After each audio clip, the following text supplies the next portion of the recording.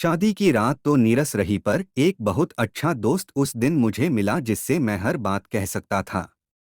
शादी की रात नीरस मतलब बस उस प्रेम का प्रदर्शन नहीं हुआ जिसका शरीर द्वारा एक दूसरे से संपर्क होता है, बल्कि सही में दो दिलों का मिलन हुआ। खूब बातें जो कि हमने साथ में, उसे धीरे धीरे खूब छेड़ा भी, हंसते रहे, मुस्कराते रहे और फिर एक दूसरे की आंखों में देखते हुए नींद आ गई।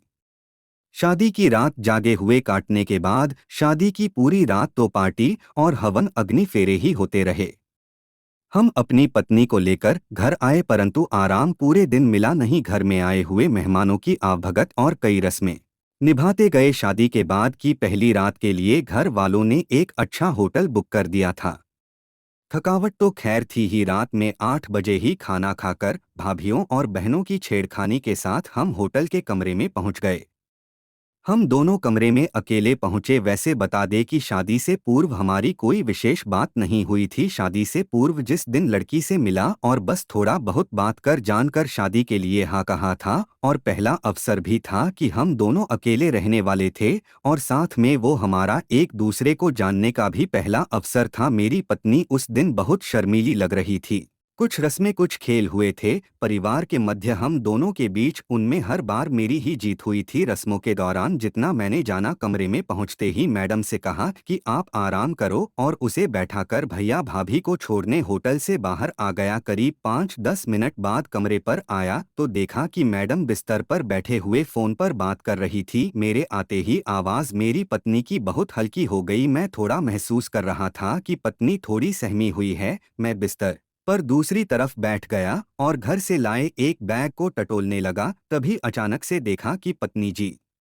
बिस्तर से उठकर मेरे सामने आई। मैंने खड़े होकर पूछा क्या हुआ, तब देवी जी ने झुककर मेरे पैरों को छू लिया और खड़ी हो गई। मैं कुछ कहता कि उसने नीचे पड़ा बैग जल्दी से उठाकर साइड में रखकर उसमें घर से दिए सामान को निकालने लगी। पानी की बोतल, थर्मस, ग्लास निकाला और पूछा कि आप पानी पिएंगे। मैंने भी थोड़ा रोमांटिक होकर कहा कि पानी नहीं, अभी तो कुछ और ही पीना है। उसके हाथ और उसकी आंखों की हरकत बता रही थी कि वो थोड़ी और शर्मा गई। मेरी तरफ बिना देखे मैडम ने थर्मस से दूध ग्लास में भरा और उसे उठाया और बिना मेरी तरफ देखे हाथों से मेरी ओर कर दिया और कहा लीजिए। मैं ग्लास पकड़ पाता कि उससे पहले ही ग्लास फर्श पर गिर गया। अब वो और घबरा गई। मेरी तरफ देखकर सॉरी सॉरी करने लगी। उसको घबराता देख मैं अधिकार के साथ उसे अपनी बाहों में भर लिया और कहा कोई बात नहीं।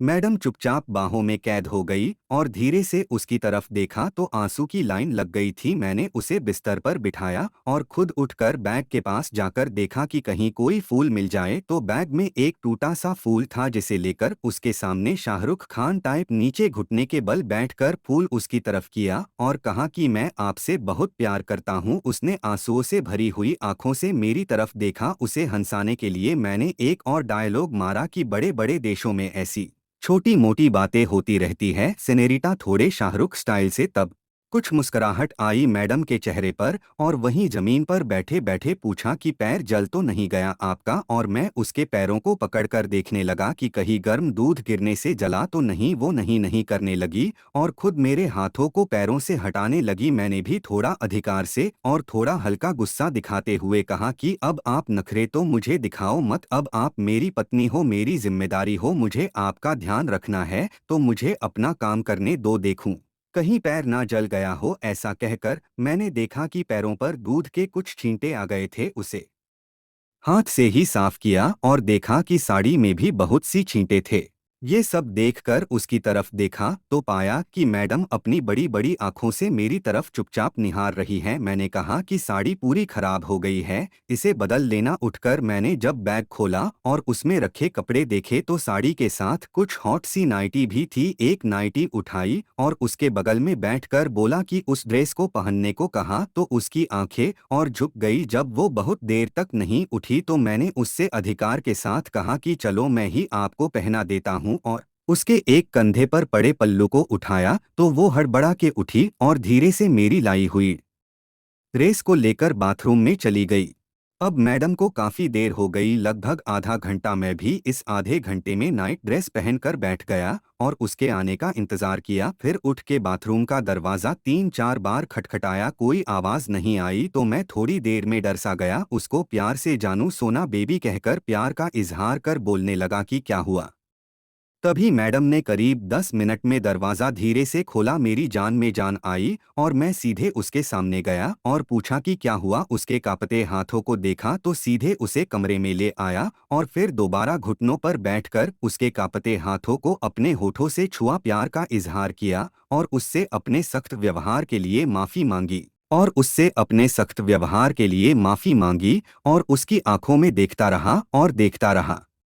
मैडम पहले नजरें नीचे करके कहीं और देखती रही, फिर जब मुझे लगातार ऐसे ही बैठे देखने पर मेरी आंखों में देखकर अपने आंसू फिर गिरा दिए। मैं तुरंत उठा और उसे सीने से लगा लिया और उसे चुपचाप बिस्तर पर ले जाकर बैठा दिया और पैरों को हाथों से बिस्तर की तरफ कर लिटा दिया। कंबल उन्हें उड़ाया, तकिया लगाया, फिर उठ के पानी पिया और बगल में लेट गया। उसके हाथों में हाथ रखकर बहुत बातचीत की, जोक्स सुनाए। फिर कहीं जाकर मैडम हंसी। बस 1-2 घंटों बाद जाकर उसने अपनी कहानी सुनाना शुरू किया। तो जाना मैडम तो बहुत बोलती है। शुरू में तो मैंने बहुत उत्साह के साथ उसकी बातें सुनी, पर जब बहुत देर उसकी बच्चों जैसी बातें सुन के बोर हो गया तो मैडम बोली कि आपको मैंने बोर कर दिया है ना। सॉरी।